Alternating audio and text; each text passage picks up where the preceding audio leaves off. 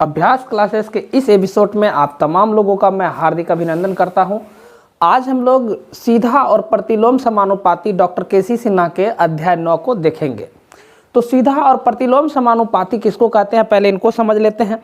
तो सीधा और प्रतिलोम समानुपाती जो होता है, जैसे कि मान के चले कि अगर हम 2 रुपया केजी कोई सामान लेते हैं, ठीक है, हम क्या करेंगे, 2 रुपया केजी अगर कोई सामान है उसमें हम 10 रुपया ऐड कर दें, तो 10 रुपये ऐड कर देंगे तो 10 2 12 रुपये हो गया।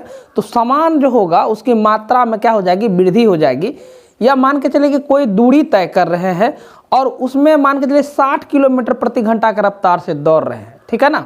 हम क्या करें, उसके चाल को क्या करें, परिवर्तित करें। परिवर्तित कहने का मतलब यदि 60 किलोमीटर प्रति घंटा की रफ्तार से कोई बाइक से हम जा रहे हैं और हम क्या करें, उसको 100 किलोमीटर प्रति घंटा की रफ्तार से दौड़ाए बाइक को, वह दूरी कम समय में तय होगी।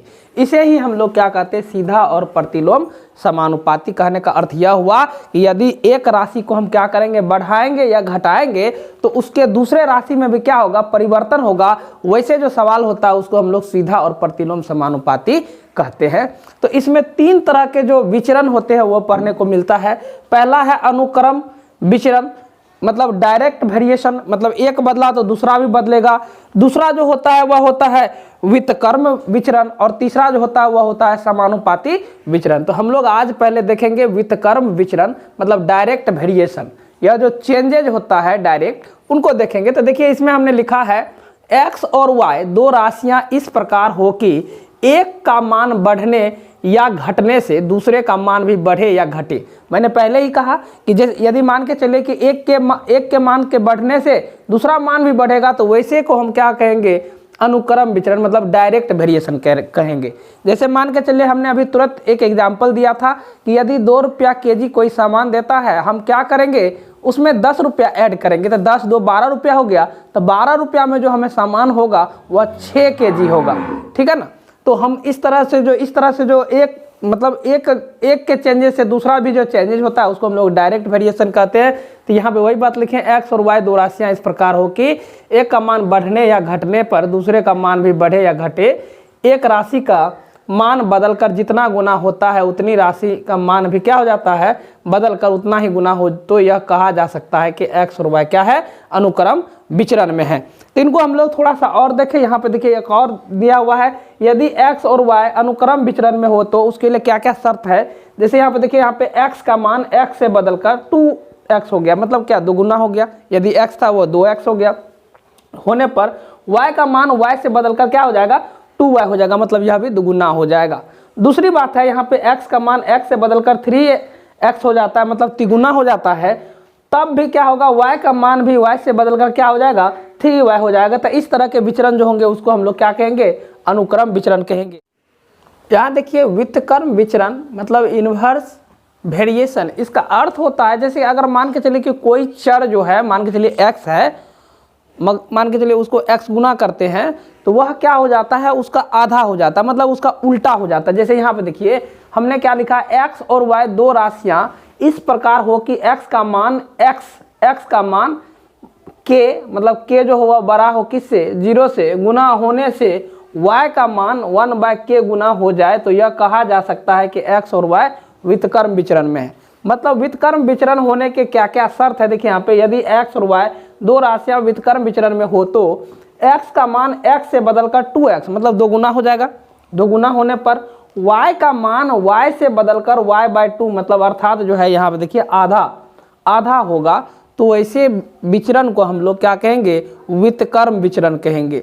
जैसे मान के चले कि एक काम को 10 आदमी 5 दिनों में ख़त्म कर सकता है, तो उसी काम को एक आदमी कितने दिनों में करेगा, तो 10 आदमी करेगा तो वो 10 मिल करके करेगा तो 5 दिन में करेगा, लेकिन एक आदमी करेगा तो उसको 50 दिन में करेगा। तो ये कैसे हुआ, तो मतलब क्या उसमें चेंजेज आए। एक में क्या हुआ, उनको घटाने पर दूसरा क्या हो गया, बढ़ गया। एक मतलब राशि को घटाने पर दूसरा राशि बढ़ गया। तो ऐसे विचरण को हम लोग व्युत्क्रम विचरण यानी इनवर्स विचरण कहते हैं। तो चलिए अगला जो विचरण है वह है हमारा समानुपाती विचरण, उनको देखते हैं।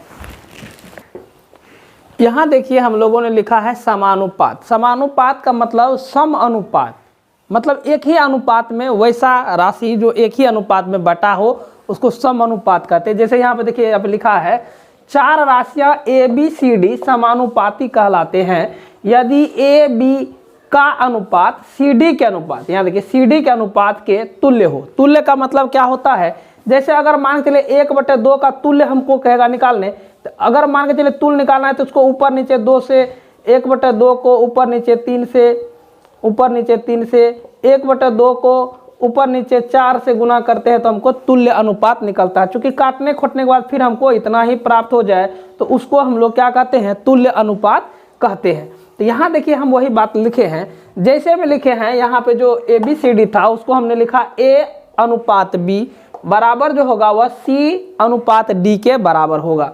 यहाँ देखिए दूसरा जो समीकरण लिखा है मैंने, दूसरा जो उदाहरण लिखा है, यदि एक ही तरह के 3 गेंदों की कीमत 12 रुपया है, मतलब एक ही तरह के गेंद की कीमत 12 रुपया है, तो उसी तरह के 6 गेंदों की कीमत कितना होगा, तो 24 रुपया होगा।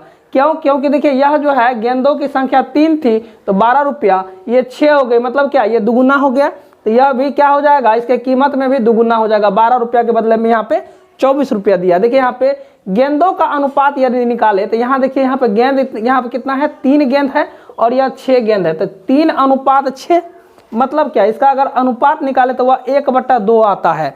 उसी प्रकार यदि हम यहाँ देखें गेंदों की कीमत का अनुपात, तो यह क्या होता है, गेंदों की कीमत का अनुपात, 3 गेंदों का जो है यहाँ पे 12 रुपया था और यहाँ पे देखिए 6 गेंदों का कीमत जो है वह कितना है, 24 रुपया है। इस दोनों का अनुपात निकाले तो वह भी हमको कितना आया, 1/2 आया। तो इसे ही हम लोग तुल्य अनुपात कहते हैं। मतलब ऐसा अगर विचरण होगा प्रतिलोम समानुपाती में, इसको हम लोग क्या कहते हैं, समानुपात कहते हैं। तो इस तरह के सवाल ही इस पूरे चैप्टर में होगा। आगे हम लोग देखेंगे कि इस चैप्टर को कैसे सॉल्व करना है, बहुत ही आसान तरीके से हम लोग इसको सॉल्व करेंगे। तो आज हम लेते हैं इतना ही विदा, धन्यवाद।